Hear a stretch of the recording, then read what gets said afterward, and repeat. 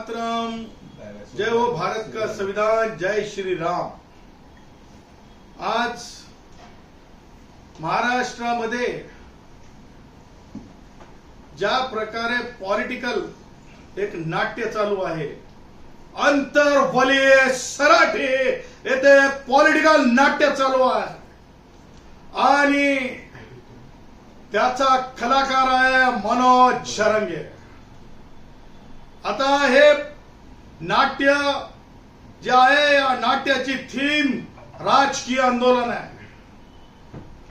ह्या आंदोलनाला सामाजिक अंग नाही आहे, पण ह्या आंदोलनाला पूर्ण सामाजिक दाखवण्याची धाडस केलं जात आहे आणि म्हणून जरंगे पॉलिटिकल नाट्याच्या बाबतीत जो ज्यांना आम्ही कालच पॉलिटिकल रील स्टार आम्ही सांगितलेला आहे, त्यांच्या बाबतीमध्ये आज मी आपल्या समक्ष काही महत्वाचे बाबी ठेवू इच्छितो।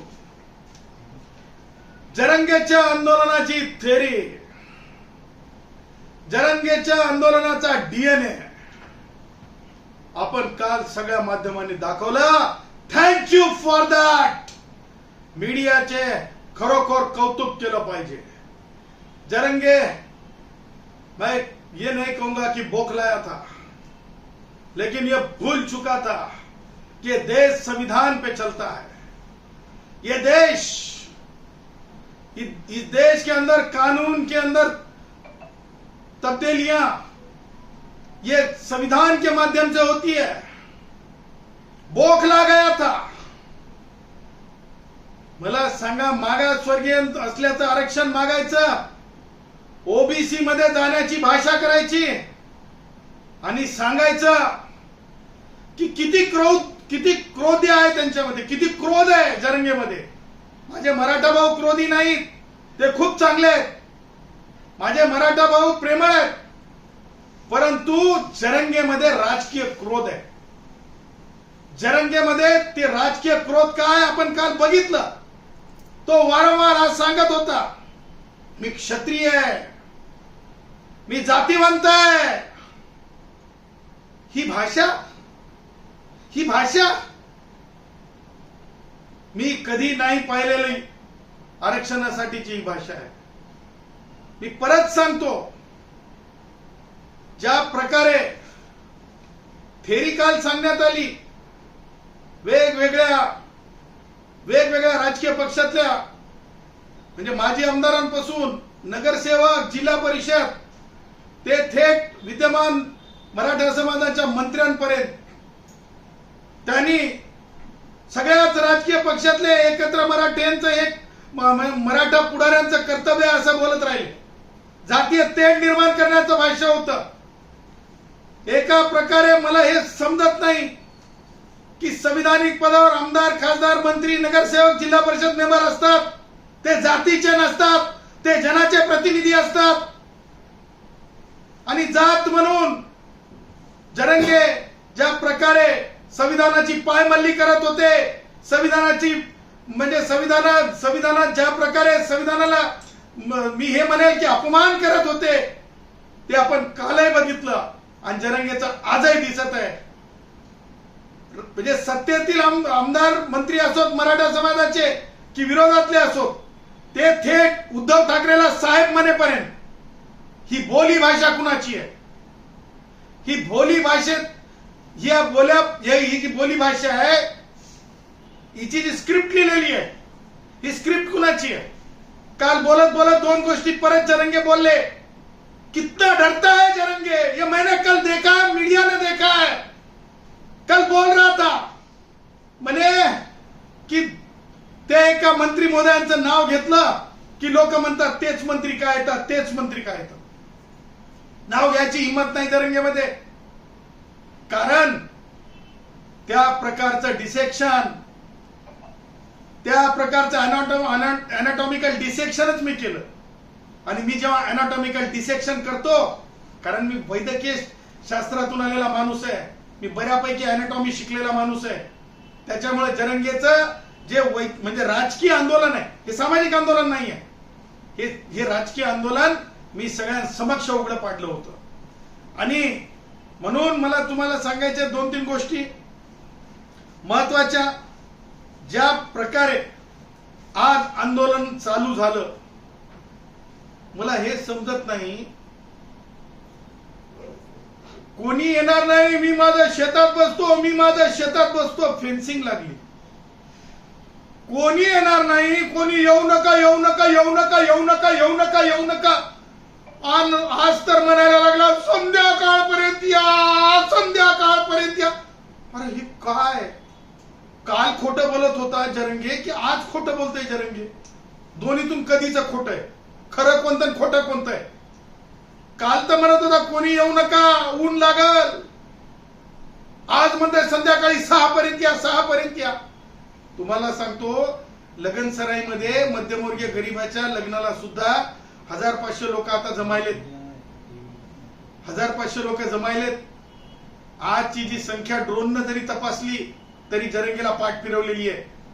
आणि म्हणून तुम्हाला आज महत्वाची गोष्ट मला सांगायची आहे, जरंगेचा पाया या आंदोलनाचा, राजकीय आंदोलनाचा, नाट्याचा, हा आज आपण डोळ्यांनी पाहिला.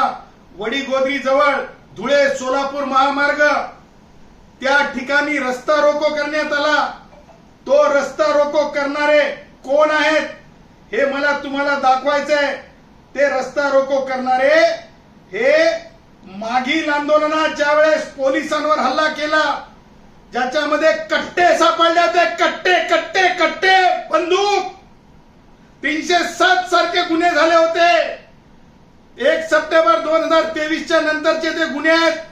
त्याच्यातले हे गुन्हेगार आज रस्ते थांबवण्यासाठी उभे राहिले, कारण त्यांना महाराष्ट्रातलं लॉ अँड ऑर्डर सिच्युएशन निर्माण करायचं आहे. महाराष्ट्रामध्ये अशांतता आणायची आहे. महाराष्ट्रामध्ये जातीय ओबीसी विरुद्ध मराठा किंवा ओबीसी मराठा विरुद्ध अनुसूचित जाती जमातीचं भांडण लावण्याचं हे सगळं चाललेलं आहे. हा गुन्हेगार आपण आता जरंगेला सांगू, हा गुन्हेगार त्याच्या पक्षाचा नाही म्हणून. हा ऋषिकेश बेदरे, हा कोण आहे? हा ऋषिकेश बेदरे. हा ऋषिकेश बेदरे जेलमध्ये होता की नाही? कलम काय होते? मग अशा गुन्हेगारांचे कलम मागे घ्या. ही मागणी आहे काय जरंगेची? ही संविधानाला लागू आहे का? ही गुन्हेगारी कायद्याच्या विरुद्ध जाऊन नाही का? ही मागणी मान्य होऊ शकते का? आणि म्हणून आज जरंगेचं आंदोलन हे रेतीवाल्यांच्या बाबतीमध्ये चौकशीचं कायद्याच्या विरुद्ध जाऊन नाही का? ही मागणी मान्य होऊ शकते का? आणि म्हणून आज जरंगेचं आंदोलन हे रेतीवाल्यांच्या बाबतीमध्ये चौकशीचं आंदोलन आहे. त्याचबरोबर एका व्यक्तीने जरंगेच्याच गावामध्ये उपोषण बाजूला त्याच्या शेतात चालू केलंय. त्याची सुद्धा इंटेलिजन्सनं माहिती घेतली पाहिजे. ते किती 900 कोटीचं टेंडर आहे, 700, 600, 500 काय टेंडर आहे, त्याची चौकशी झाली पाहिजे. हे व्यावसायिक नाट्य आहे, राजकीय नाट्य आहे. हे त्याचबरोबर तुम्हाला सांगतो, याला महानाट्य करण्याचा प्रयत्न आहे. आणि महानाट्य आणि रिअल लाईफ हे फार वेगळं आहे. जरंगेची रील्स वरली लाईफ आहे, परंतु रिअल लाईफ वेगळी आहे.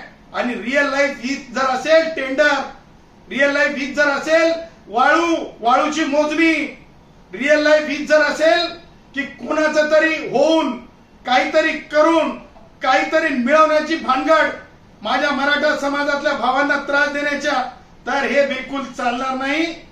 मला आपल्या माध्यमातून आज एक मोठा प्रश्न उपस्थित करायचा आहे. ज्या प्रकारे मनोज जरंगेंनी सुरू केलंय, काय सुरू केलंय मनोज जरंगेनं? की मनोज जरंगे म्हणतो कास्ट स्क्रुटिनी कमिटी पटापट पटापट पटापट काय देतील? कास्ट व्हॅलिडिटीज देतील. ही कुणी दिलेली आहे? माननीय सुप्रीम कोर्टानं दिलेली ती कमिटी आहे. माधुरी पाटील विरुद्ध कास्ट स्क्रुटिनी कमिटी. त्यामुळे जरंगे काय विखे पाटील साहेबच काय, आणखीन जरंगेनं जे काही जातीवाद आणून पाहून राजकारण करण्याचा प्रयत्न केला, तरी मी जरंगेला सांगतो, जरंगे खुलं आव्हान आहे, कुणी सुद्धा कास्ट स्क्रुटिनी कमिटी बंद करून दाखवा, हे चॅलेंज आहे जरंगेला. जरंगे संविधानाला चॅलेंज देते, मी संविधानाचा डिफेंडर म्हणून बोलत आहे. जर अनुसूचित जातीच्या माणसाला, अनुसूचित जमातीच्या माणसाला, भटक्या विमुक्ताला जर त्या कक्षेतून व्हॅलिडिटी सुप्रीम कोर्टाने सांगितल्याप्रमाणे कायद्याप्रमाणे करून घ्यावी लागत असेल, तर जरंगे हे कायद्यापेक्षा संविधानापेक्षा मोठा नाही आहे. जरंगे संविधानाचा अभ्यासक नाही आहे. आणि म्हणून मला आज मोठा प्रश्न, लार्जर क्वेश्चन महाराष्ट्राच्या समोर ठेवायचा आहे. ही भारतातल्या शीताची परीक्षा आहे. हा उद्या जर असं म्हणाला, संविधान बदलण्यासाठी हा जर उभा राहतो म्हणला, किंवा उद्या जर अॅट्रॉसिटी कायदा रद्द करा म्हणून जर हा उभा राहिला, कारण एकदा याचे लाड झाले की याचे लाड पुढे चालत राहतील. हा स्वतःला असं म्हणतो की मी क्षत्रिय आहे, मी कुलवंत जाती आहे, मागासवर्गीयाची तर याची भाषाच नाही. याला काय माहिती आहे, लोहार भावाला जेव्हा पटाशी लागते हाताला तेव्हा काय त्रास होतो, कुंभार भावाला जेव्हा लीज जमा करून आणून असं मडकं तयार करावं त्याला काय माहिती आहे. लोहार भावा, त्याचबरोबर लोहार भावाचा असा घाम गळतो, असा भाता चालतो, कुटुंब कशा याच्यामध्ये पालामध्ये राहतंय याला माहिती आहे का.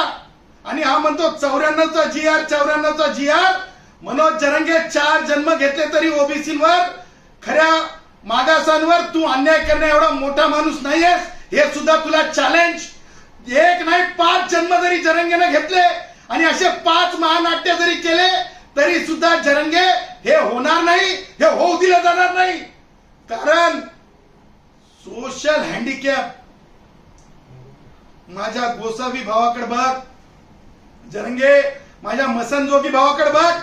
तू जेव्हा 1994च्या GR वर बोलायला लागला त्यावेळेस कुठेतरी भारतीय संविधानानं खऱ्या अर्थानं लोकांना वर आणण्याची जी प्रक्रिया आहे त्या प्रक्रियेला खीळ घालायची भाषा बोलत आहे जरंगे.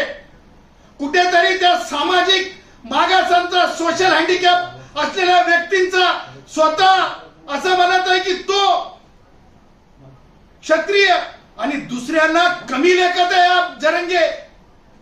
परंतु या देशामध्ये अशा प्रकारचं चालणार नाही, हे मनोज जरंगेनं लक्षात ठेवावं. मनोज जरंगेची एकही मागणी ही मान्य करण्यासारखी नाही.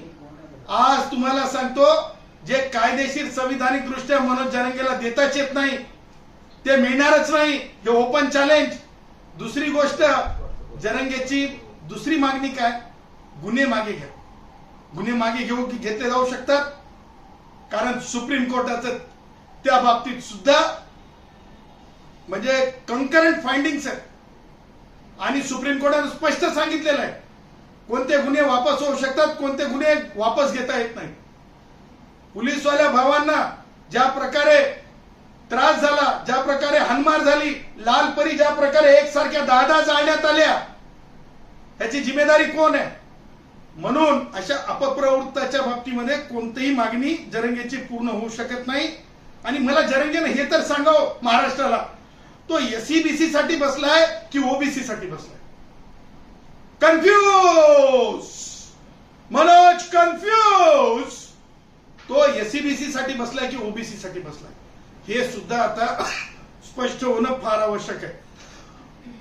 आज म्हणजे मला हे समजतंय की ज्या प्रकारे माननीय मंत्री विखे पाटील